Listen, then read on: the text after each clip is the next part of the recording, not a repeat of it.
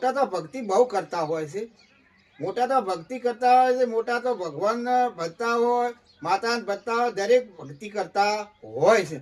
પણ મારા મિત્રો, જો તમે એક નાનો બાળક ભક્તિ કેવી કરે છે એ પણ તમે જોજો, અને બહુ તમે આ જોશો ને તો તમે ભક્તિ વધારે કરી શકશો.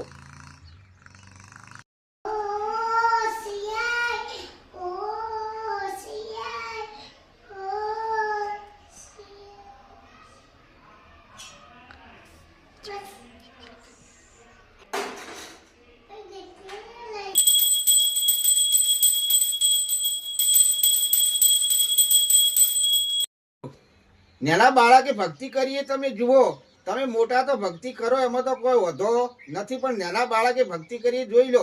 અને તમે જો મંદિરે જાતા હો અને નાના બાળકને જોવા લઈ જાઓ મંદિરે જશે તો આ બાળકનો પણ વિચાર થાય તો વિકાસ બાળક પણ કરી શકશે મિત્રો. તો હંગાસ લઈને જાઓ અને વિકાસ થાય.